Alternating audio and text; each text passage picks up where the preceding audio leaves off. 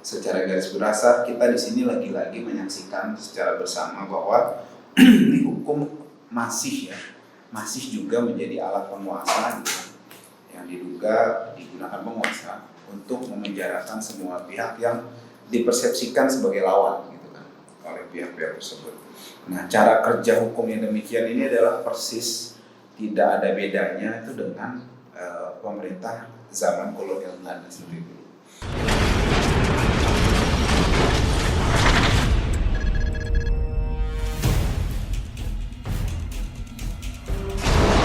Assalamualaikum warahmatullahi wabarakatuh. Waalaikumsalam warahmatullahi wabarakatuh. Alhamdulillah hadana lihada wa ma kunna linahtadiya laula an hadanallah. Amma ba'du, pemirsa yang kami muliakan, pada malam hari ini kembali kita ketemu dengan pengacara kita yang keren, Bang Abdul Aziz Yanuar, SHMH. Kita memerlukan tuntutan dari masyarakat, ingin tahu tentang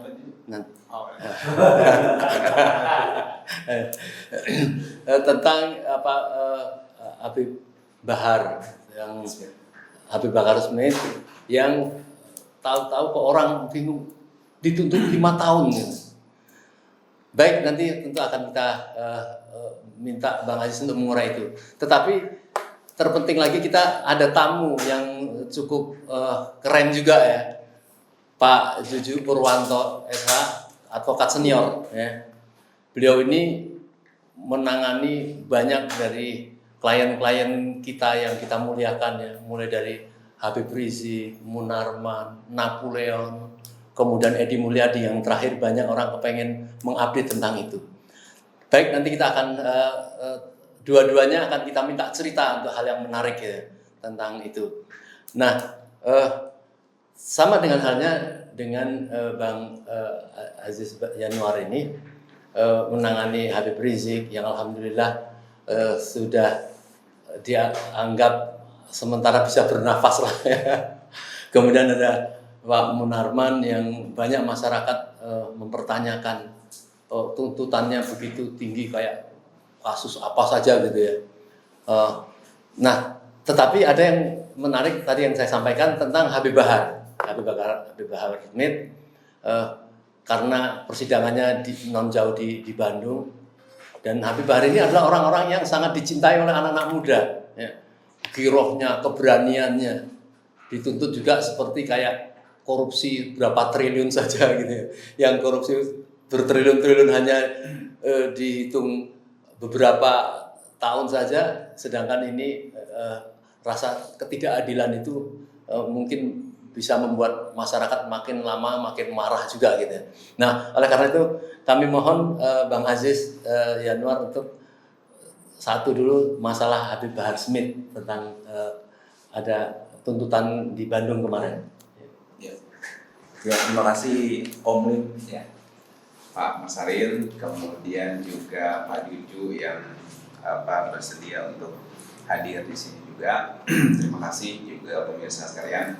Jadi alhamdulillah ala kulli hal, kemarin jaksa sudah membacakan tuntutan ya di Pengadilan Negeri Bandung terkait dengan kasus perkara yang melibatkan salah satunya Habib Bahar bin Smith sebagai terdakwa. Nah, yang menarik adalah yang pertama saya sampaikan dari beberapa dakwaan. Dakwaan itu banyak pasal setahu saya. Ada Undang-Undang 146 pasal 14, pasal 15, kemudian ada juga Undang-Undang ITE. Nah, akan tetapi yang dijadikan tuntutan itu hanya satu, setahu saya kemarin, kalau saya nggak salah tuh, itu yaitu Undang-Undang 1 tahun 46 pasal 14 ayat 1 dan 2 gitu. Nah, ini pasal yang sama persis digunakan oleh jaksa waktu kasus Habib Rizik yang rumah sakit Umi. Kemudian beberapa aktivis atau pihak-pihak yang memang diduga berseberangan dengan penguasa secara pendapat seperti itu. Jadi ini sangat menarik. Artinya kalau saya secara pribadi menyimpulkan dan menyampaikan bahwa secara garis besar kita di sini lagi-lagi menyaksikan secara bersama bahwa hukum masih juga menjadi alat penguasa gitu, yang diduga digunakan penguasa untuk memenjarakan semua pihak yang dipersepsikan sebagai lawan gitu kan oleh pihak-pihak tersebut. Nah, cara kerja hukum yang demikian ini adalah persis tidak ada bedanya itu dengan pemerintah zaman kolonial Belanda sendiri dulu, yang memenjarakan semua pihak yang menentang penjajahan kolonial. Ya, tuduhannya macam-macam. Ada tuduhan keonaran, mengganggu ketertiban umum, ada juga tuduhan ekstremis. Nah, ada juga berbagai tuduhan lainnya. Nah, cuma ada bedanya adalah dulu waktu masa kolonial yang menjalankan itu sama yang menjatuhkan hukuman itu adalah bangsa lain kan, bangsa kulit putih gitu kan, yang dijalan. Kalau sekarang itu metodenya mirip gitu kan, tapi yang menjalankan itu adalah bangsa sendiri, yang otak watak dan perilakunya itu sama sejalan dengan metode kolonial semua dulu. Dan juga dulu yang dijadikan alat sama kolonial Belanda itu untuk memusuhi dan juga menentang para penentang penjajahan itu ya londo-londo ireng yang cuma mau bebek penguasa kolonial gitu kan untuk kebutuhan. Kalau tidak berani mengatakan pengkhianat londo ireng. Ya kurang lebih seperti itu. Artinya ini mirip ya sejarah berulang lah gitu kan. Karena saya mau sampaikan gini, dalam beberapa kasus itu mungkin kita masih bisa melihat ada argumen-argumen lah gitu kan, atau ada beberapa hal yang menurut pendapat pihak lain, terutama pihak yang berseberangan dengan keterangan saya gitu kan, atau keterangan pihak yang memang nggak suka dengan Habib Bahar itu, nggak suka dengan pihak yang contohnya kayak Habib Bahar itu loh. Itu misalnya dengan Habib Rizik itu masih ada perdebatan lah gitu kan, soal Habib bilang mengatakan sehat gitu kan. Let's say itu masih ada lah, celahnya tuh masih ada lah gitu kan.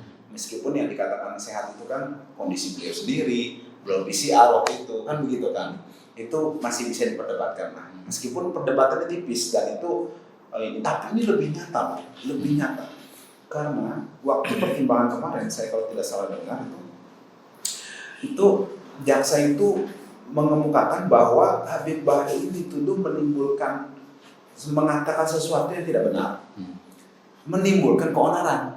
Nah, keonarannya ini yang menarik, yang sangat menarik nih saya rasa. Itu di spot itu soal media sosial, keonaran di media sosial. Bahkan orang-orang yang berkomentar di media sosial dijadikan saksi. Jadi di kepolisian dijadikan saksi. Jadi keonaran itu kata-kata siapa ya? Yang dituduh Habib Bahar melakukan keonaran? Jaksa. Oh, jaksa. Jadi jaksa dan polisi. Nah, tapi kalau kemarin yang baca dakwaan kan, yang baca tuntutan kan jaksa. Nah, jaksa itu mengutip 4 orang yang dijadikan saksi.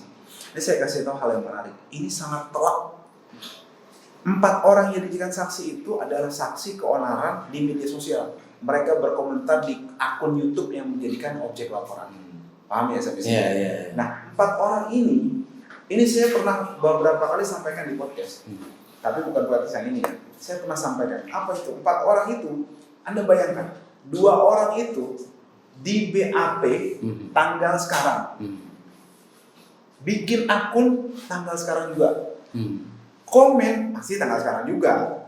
Coba Anda bayangkan. Jadi seolah-olah akun itu dibutuhkan oleh jaksa karena untuk mendakwa tolong polisi. Gitu. Itu masih mendingan. Yang 2 lebih parah. Di BAP sekarang, tau nggak bikin akunnya kapan? Besok.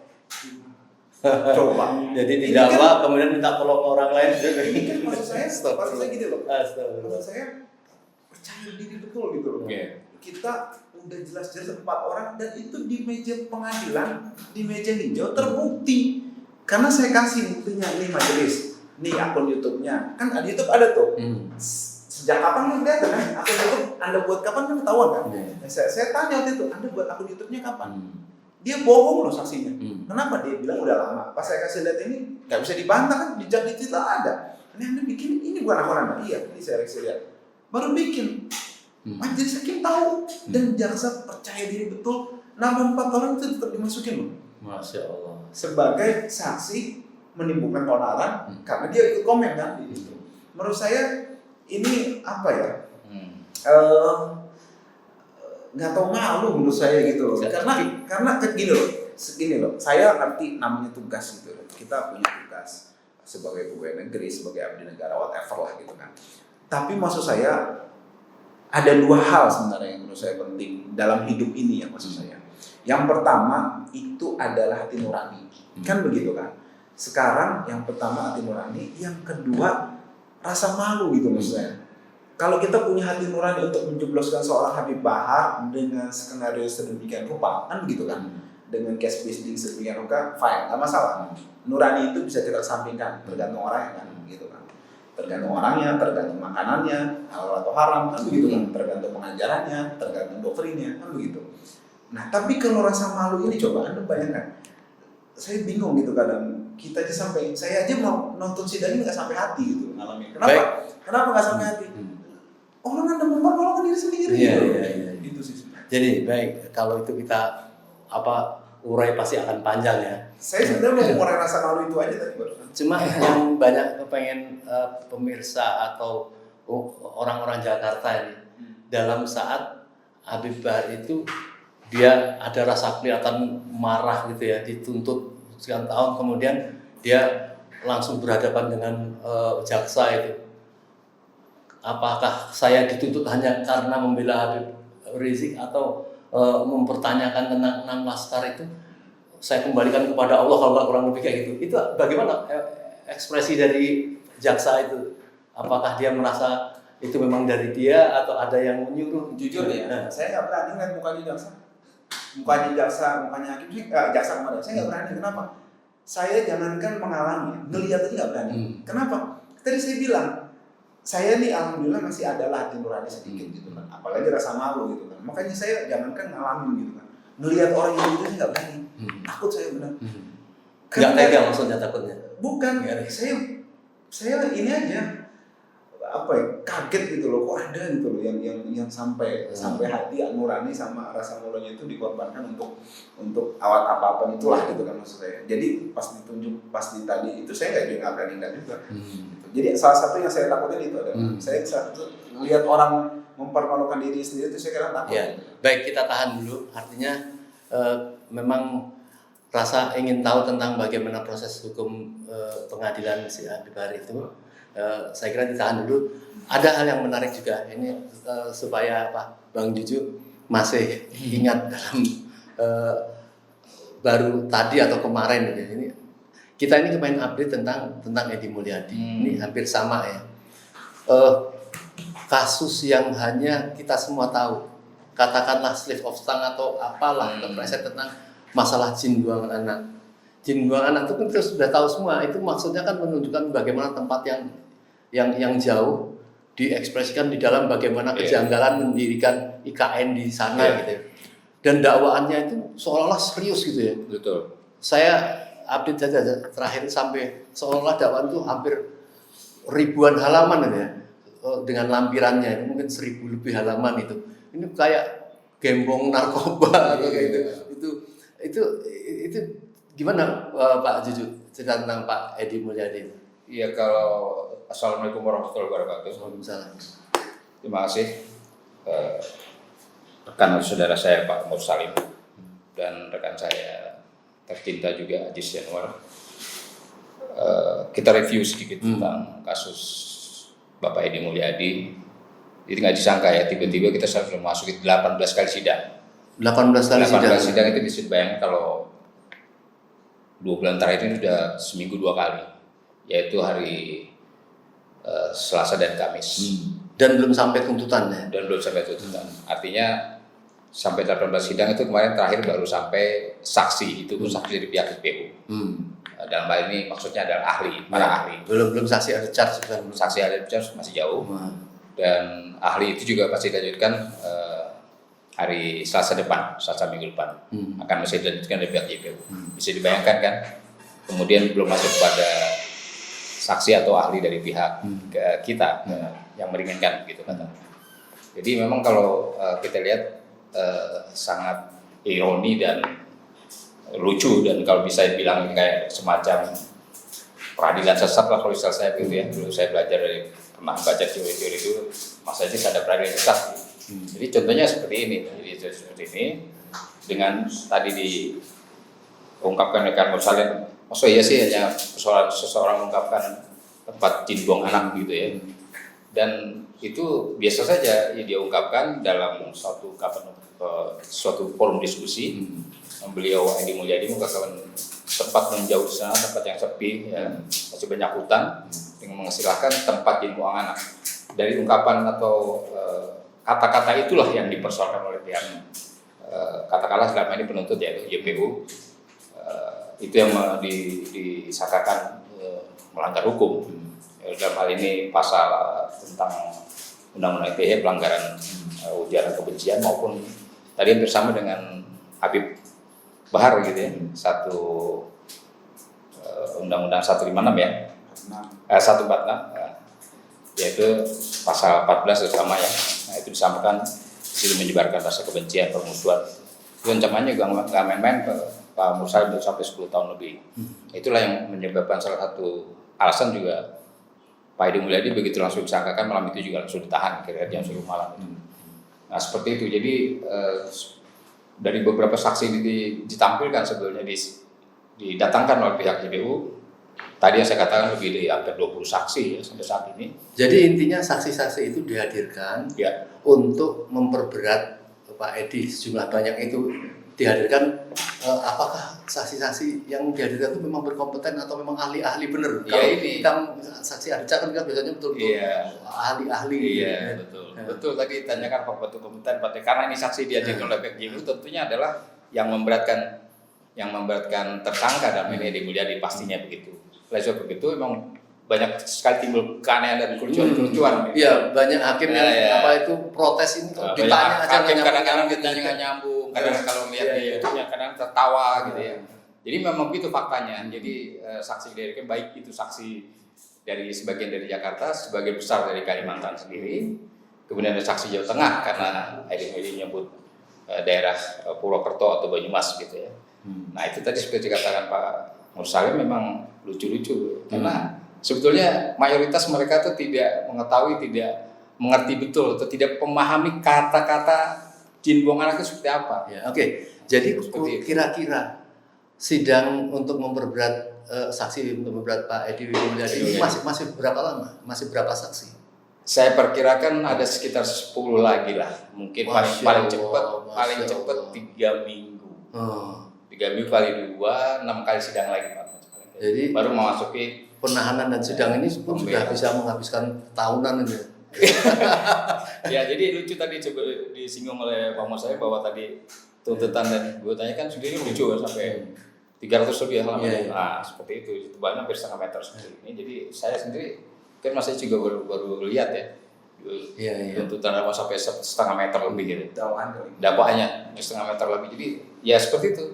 Padahal persoalan ungkapan kata-kata jin buang anak. Seperti itu. Ya, pemirsa, jadi saya bisa memaklumi ya apa yang disampaikan Bang Abdul Aziz tadi. Karena mereka ini sudah lama menangani ini dengan persoalan-persoalan yang sepele. Bisa ada kecurigaan ahli-ahli hukum ini apa sih? Jadi kan seolah menjadi memang dendam, kayak ada dendam politik, membunuh lawan politik. Tapi baiklah, kita tetap sabar untuk masalah itu. Tapi satu hal lagi, yang menarik ini tentang Pak Napoleon. Jenderal Napoleon Bonaparte. Jakarta kan Pak Jokowi menangani juga ya. Masyarakatnya juga sudah lupa apa sih kasusnya. Kan beliau ini kan saya lihat kan dia punya giroh gitu ya. Giroh mau sampai melakukan sesuatu lah ya kepada si KC ini. Karena dia betul-betul menghina Nabi Muhammad gitu ya. Apa itu penistaan agama ya. Padahal sebenarnya banyak sekali ya yang seperti itu. Abu Janda, Denny Siregar, Ade Armando dan sebagainya. Tapi ini kasus KC ini kok seolah-olah yang berani ditindak tuh ini gitu. Nah, itu kasusnya seperti apa Pak Yusuf? Iya, ini kan diawali oleh seseorang yang disebut M ya. Walaupun saya tidak mau menyebut M itu singkatan Muhammad ya. KC saja cukup buat saya. Jadi KC itu kan sebetulnya beliau itu kan sudah divonis di Pengadilan Negeri Ciamis. Kira-kira 3 bulan yang lalu ya. Dan vonis juga nggak main-main itu 10 tahun penjara. Kasus juga sama terhadap penghinaan agama kita, agama Islam dan dalam hal ini penghinaan kepada seorang Muhammad, Nabi Muhammad Rasulullah dan Al-Quran. Karena jelas-jelas berkali-kali kalau kita melihat YouTube-nya seorang kece ini, berkali-kali sebenarnya menghina yang namanya Rasul Nabi Muhammad, Rasul kita, dan materi-materi yang di dalam Al-Quran misalnya mengatakan bahwa Nabi Muhammad itu sebetulnya tidak dekat dengan Allah, ya. Tidak ada urusannya dengan Allah. Mengatakan bahwa Nabi Muhammad itu seperti jin, kepalanya besar, mukanya menyeramkan. Itu kan kebangetan sekali Bang, menghina. Contoh-contoh penghinaannya. Banyak lagi penghinaan lain dalam pengolahan kece. Dan di pengadilan Ciamis itu sudah divonis 10 tahun. Nah, berdasarkan itu beliau si kece ini ditahan di Jakarta, dititipkan lah di Bareskrim. Nah, by sudden ya tiba-tiba secara kebetulan itu ketemu sama Komjen polisi Irjen polisi Napoleon Bonaparte di tahanan itu, di rutan itu tanpa sengaja ketemu. Nah, mungkin seorang Bonaparte ini mendengar mengikuti berita-berita tentang kece ini tentang penghinaannya, penistaannya kepada agama Islam, timbul kekesalan itu. Nah, kekesalan itu lalu ditanyakan apakah kamu yang menghina Nabi Muhammad dan Al-Quran. Nah, dia jawabnya kenapa gitu kan, selalu gitu membuat tambah kekesalan itu.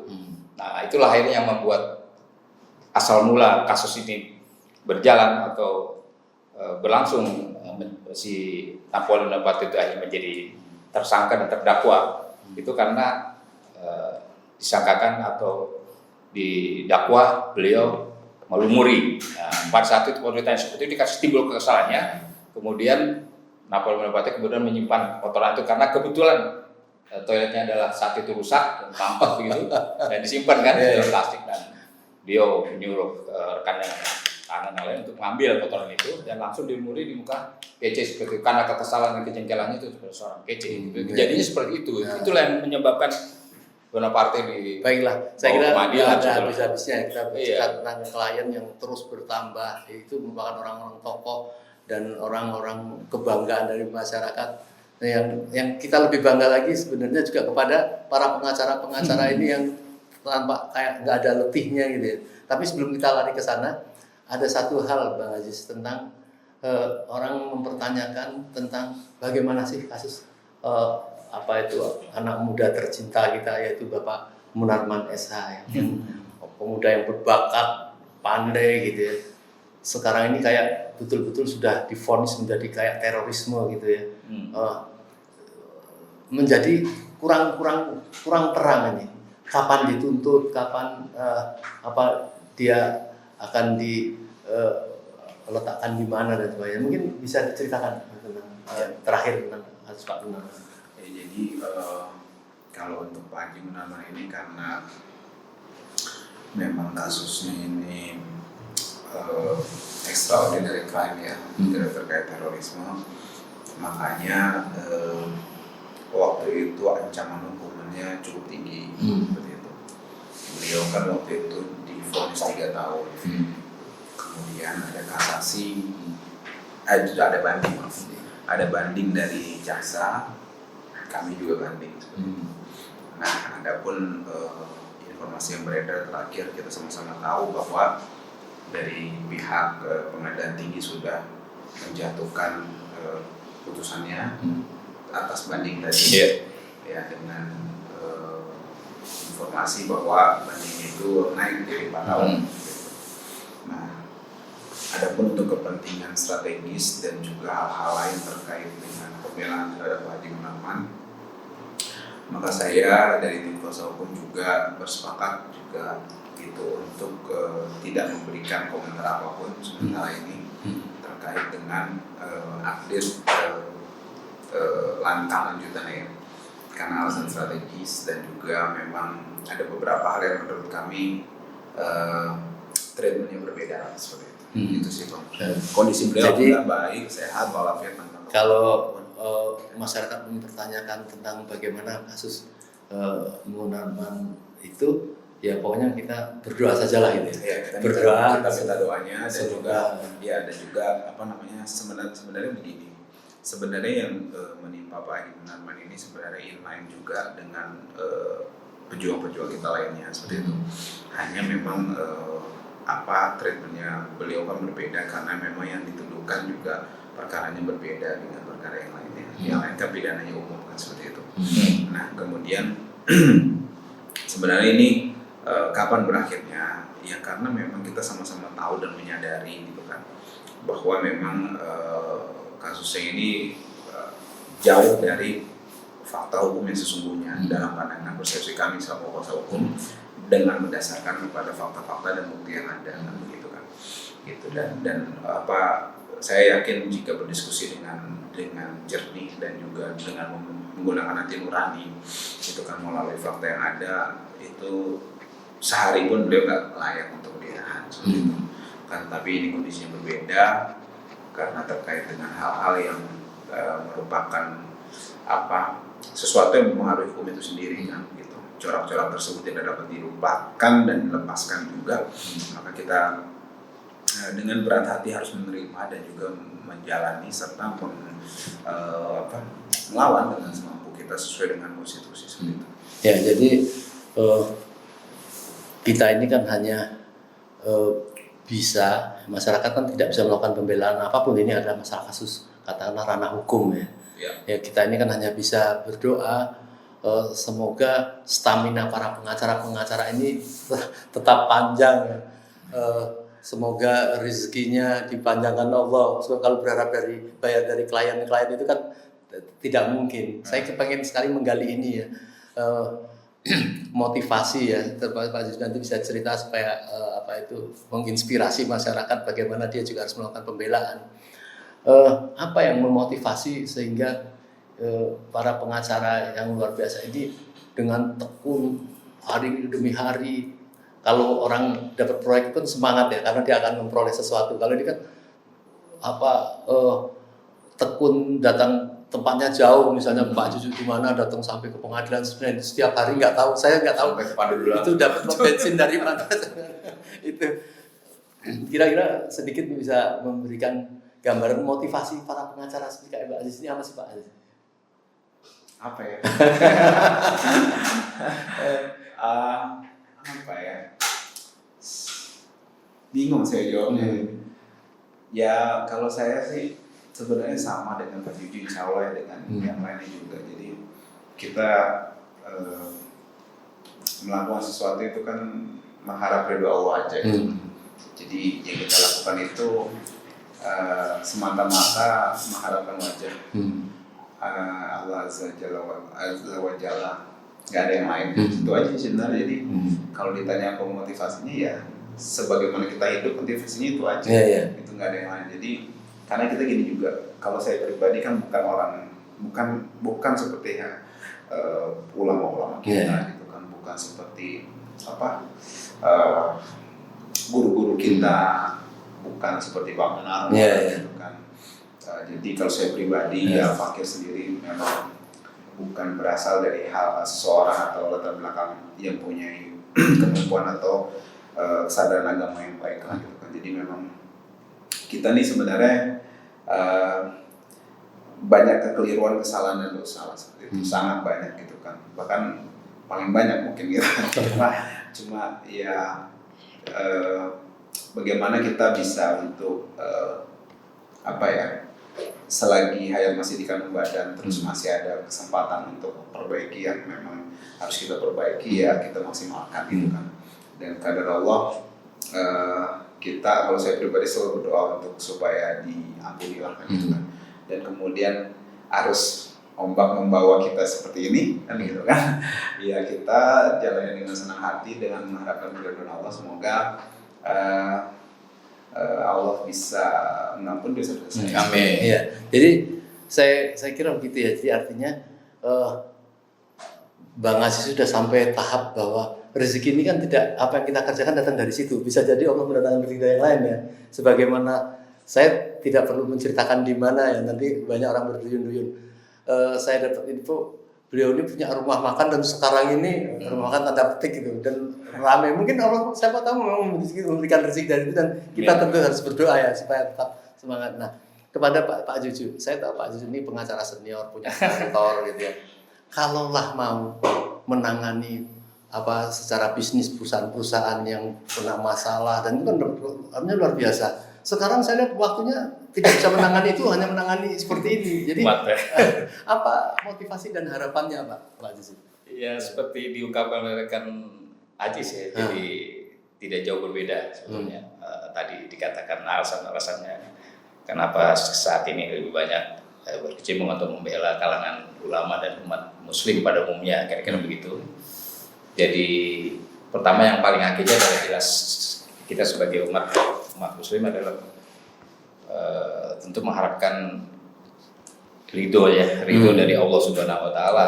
Pastinya begitu terhadap apa yang sudah kita perbuat ini, setidaknya walaupun sangat kecil sekali tetes embun saja mungkin ya, air. Tapi dengan harapan ridho Allah itu, insya Allah kita meyakini betul bahwa Allah akan berkati kita segala macam aktivitas, terutama tadi kita kerja, aktivitas kita sebagai seorang lawyer gitu. Saat ini dan kedepannya selalu mendapatkan lindungan berkah di Allah. Jadi kalau pertanyaannya kenapa akhir ini, memang ya mungkin saya jauh lebih tua dari rekan Aziz kira-kira begitu ya. Mungkin dari kalau sebelum 80-an gitu kira-kira ya. Mungkin iyalah dulu mungkin kita ngani kasus yang komersial atau walaupun tentu ada sosialnya, tapi lebih dari tahun 90-an ke sini memang lebih banyak berkecimpung di pembelaan umat muslim pada umumnya dan kaum ulama tentunya. Itu dengan harapan semakin ya mudah-mudahan semakin berumur ini akan lebih mendapatkan ridho dari Allah SWT. Harapannya seperti itu. Jadi kira-kira memang ada rasa putus asa nggak? Apa mau lihat kasusnya masih lama, perjuangan ini sampai kapan kemudian saya cari nafkah untuk keluarga seperti gitu. Jadi apakah merasa ada satu berakhirnya kasus Pak Edi Mulyadi, kasus Bang Mulyadi selesai, kemudian kita seperti kayak udah selesai gitu. Apa ada? Kalau saya boleh berpandangan saya lebih luas, lebih umum, adalah sebetulnya kasus-kasus yang kita hadapi itu terutama dalam rejim saat ini lebih berkaitan kepada sebetulnya kalau kita bicara hukum memang tidak akan lepas dari persoalan politik sebetulnya itu. Jadi dua sisi mata uang berbeda sebenarnya. Artinya ini tidak terlepas juga dengan kondisi sosial ekonomi, sosial demokrasi dan politik negara kita saat ini. Kalau saya melihat seperti itu. Jadi tentu misalnya dikatakan sampai kapan. Tentu kita berharap kalau rejim ini berganti dan kita berharap bahwa demokrasi negara kita sesuai dengan konstitusi Undang-Undang 45 berjalan dengan mudah dan konsekuen. Tentu harapannya hukum juga akan bisa ditegakkan secara mudah dan konsekuen, secara adil dan merata pada semua orang, pada semua rakyat di Indonesia gitu ya. Kira-kira seperti itu pandangan saya jadi sekarang. Lalu bagaimana sekarang situasi sekarang ya? Kami berpandangan bahwa hukum itu tidak ditegakkan secara rule of law sebagai negara hukum ya, tidak equality before the law, kesamaan hukum di setiap orang ya, menurut kami belum diterapkan dan dilakukan ya, yang sama pada setiap warga negara di Indonesia ini saat ini begitu. Gitu Mas.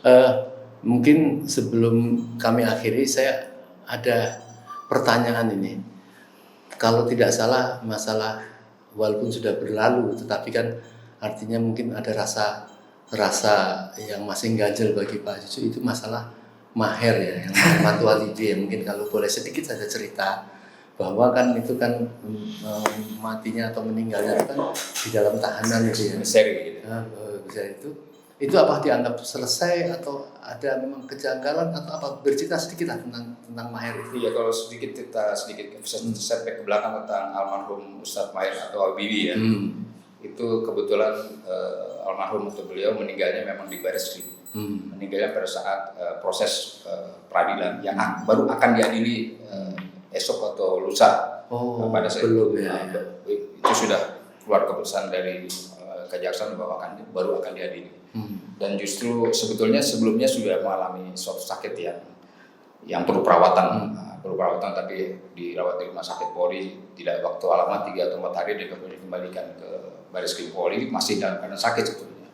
Dan ada keluhan-keluhan dari beliau, ada almarhum untuk bisa segera. Dan Pak Cucu masih merasa punya stamina untuk menangani hal Iya, ya alhamdulillah saya kebetulan masih menangani kasus itu pada waktu sampai beliau kita dengar kabar meninggal dunia itu di tahanan kira-kira begitu. Ya, kami mendoakan semoga Pak Juju tetap sehat, Amin. ya, tetap punya stamina. Yang penting insya Allah dalam barakah dan lindungan Allah ini yang kita berharap ya. Semoga banyak pengacara-pengacara muda yang terinspirasi. Iya, terinspirasi untuk terus melanjutkan kita ini yang sudah menjelang sepuh. Ya. Nah, kembali kepada Bang Aziz ini. Ini kan ada sedang ramai ini pembunuhan Brigadir J ini ya. Kemudian tahu-tahu ada satu perkataan dari pangap kita ya, Pak Andika gitu, menyatakan mengapa tidak mengotopsi ulang 16 hari. Walaupun saya tidak tahu keseriusannya atau masih sekedar ngomong, tapi kira-kira Pak Abdul Aziz sebagai pengacaranya atau misalnya Pengacara keluarga. Pengacara keluarga ya Pak. Itu merasa ingin menanggapi atau bahagia atau ya ada harapan saja harapan seperti itu kira-kira. Dan apa sebaiknya umat itu menanggapi perkataan dari Pak Andika itu? Ya, jadi yang pertama kalau saya mencoba realistis saja, artinya statement beliau itu luar biasa, menjadi oase kita di tengah ada keadilan gitu kan. Dengan bersuara kemudian sedikit saja memihak kepada pihak-pihak yang diduga berseberangan kepada penguasa, itu menurut saya suatu yang luar biasa dan sangat-sangat kita apresiasi. Itu yang pertama, karena itu tidak mudah, dan kalau kita mau konsisten dengan begitu itu resikonya besar. Artinya luar biasa ini statement itu yang sangat-sangat saya apresiasi sekali lagi. Saya yakin pendapat yang sama juga diamini juga insya Allah oleh masyarakat. Karena kalau misalnya suara perlawanan atau suara sumbang, suara nyaring bukan sumbang, itu muncul dari kita, dari kemudian Pak Mursalin atau Om Lin di sini juga dari Pak Juju, itu menurut saya wajar dari masyarakat dan netizen biasa gitu kan. Nah, cuma ini muncul dari seorang yang ada di dalam lingkaran kekuasaan, ini menurut saya sangat perlu kita apresiasi. Dari masyarakat juga mungkin bisa jadi mengamini juga. Nah, adapun mengenai bagaimana tanggapan, maksud saya apakah ini perlu kita sambut, ya saya coba realistis juga gitu. Artinya apakah itu serius atau tidak gitu kan.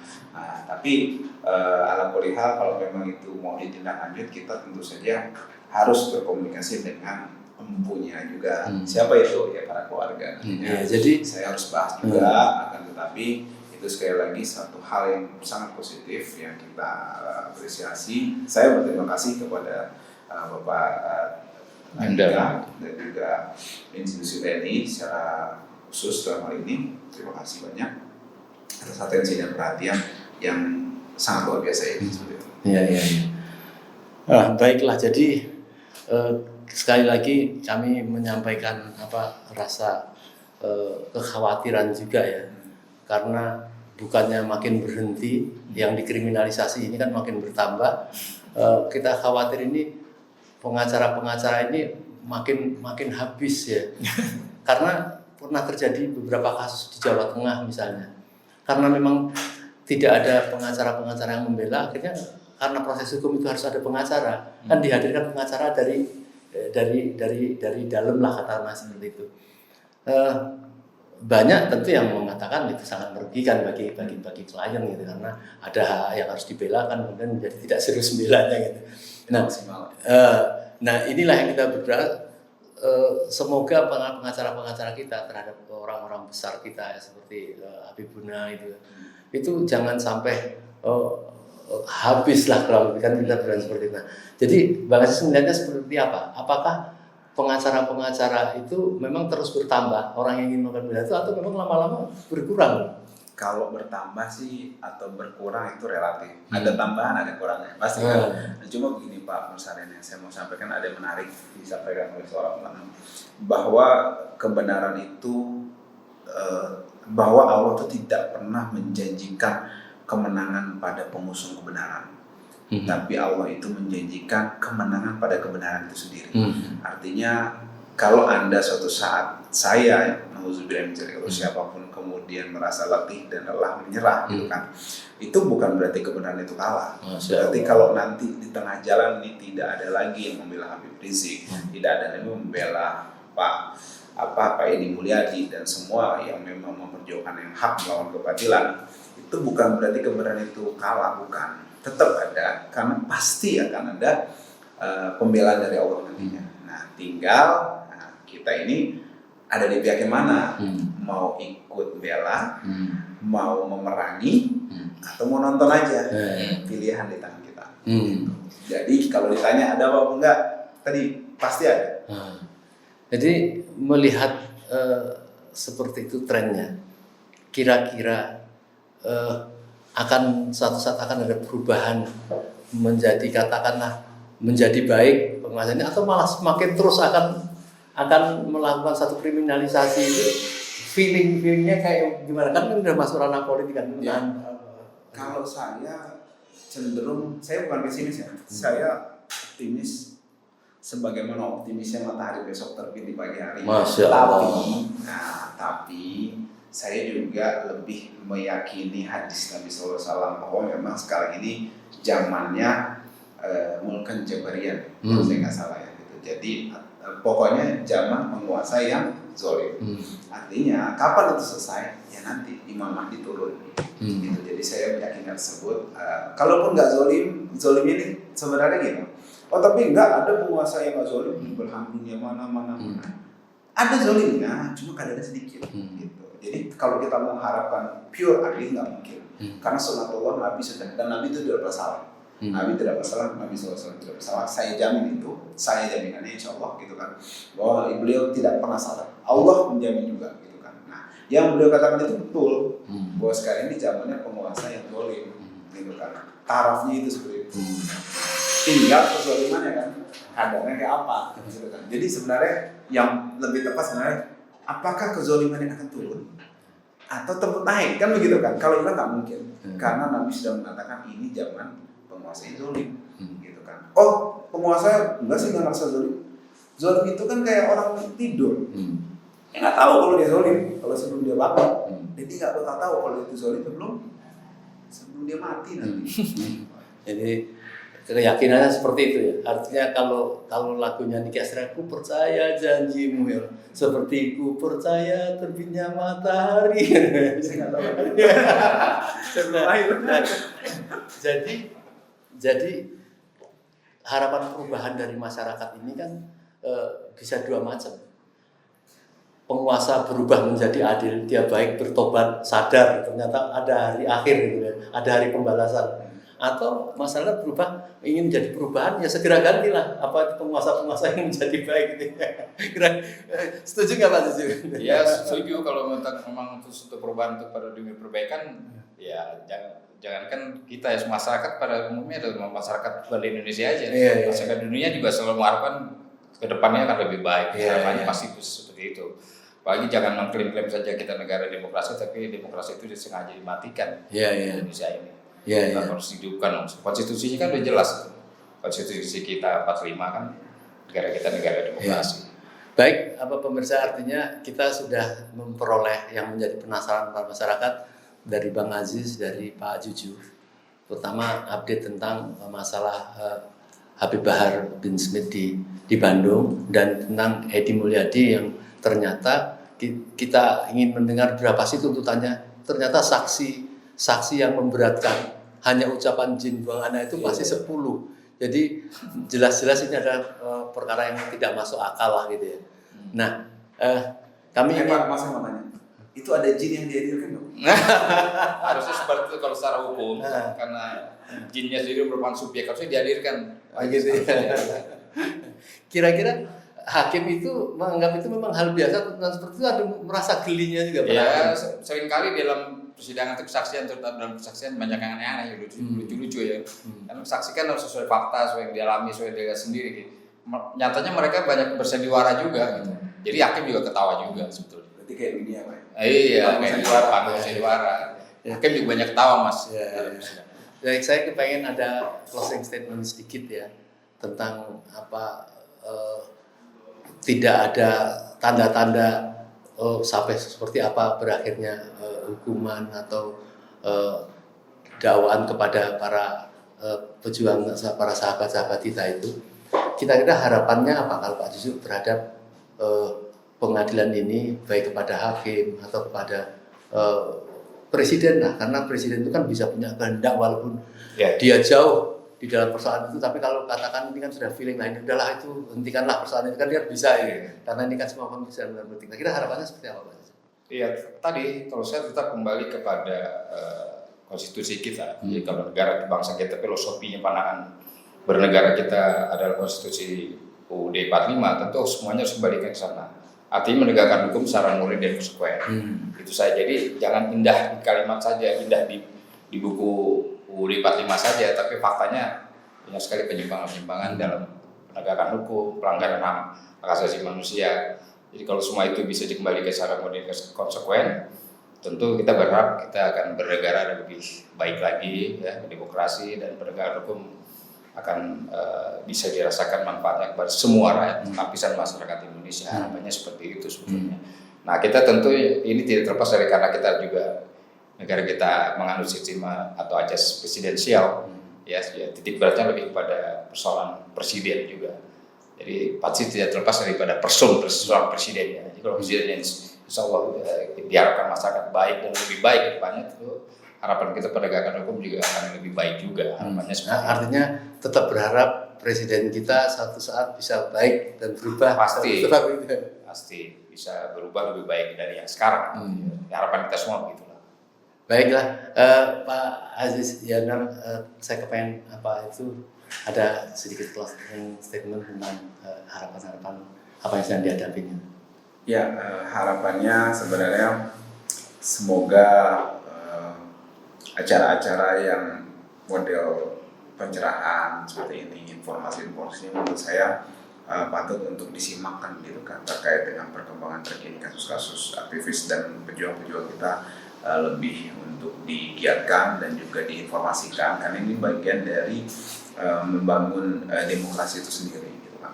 Artinya ada media yang inilah penyeimbang seperti itu kan, dan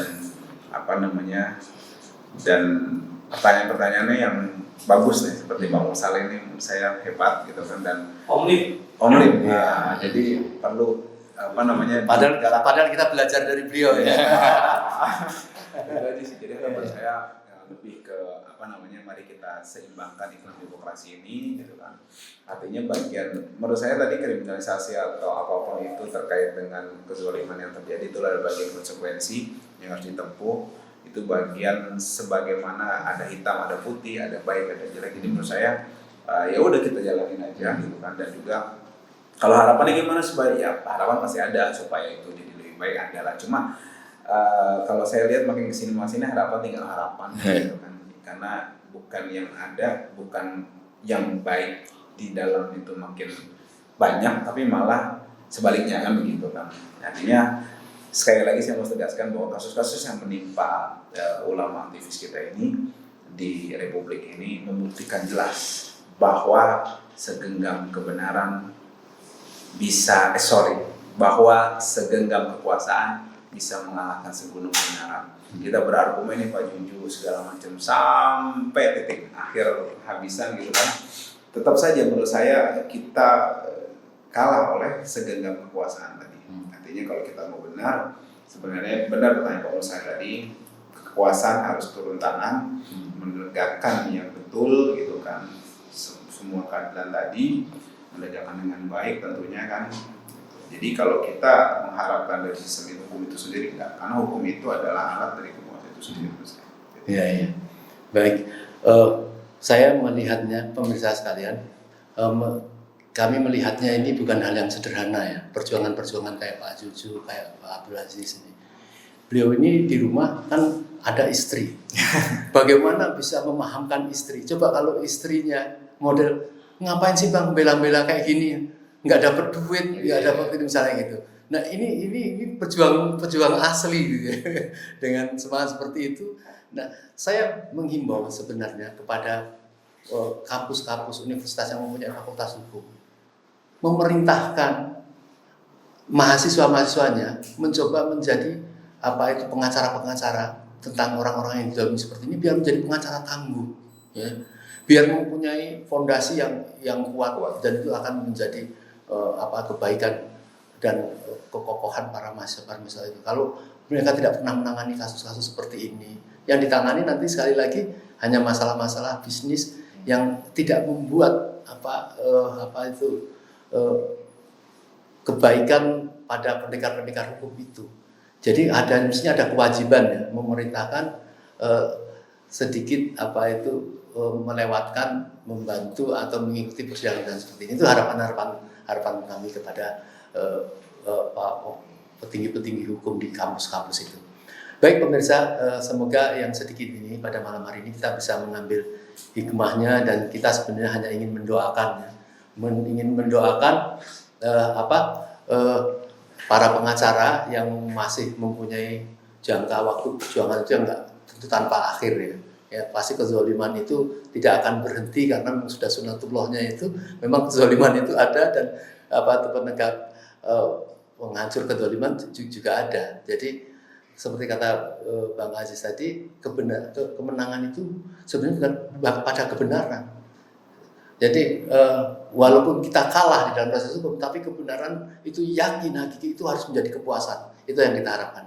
Baik, kita akhiri perjumpaan pada malam hari ini dan kami ucapkan terima kasih pada Pak Juju.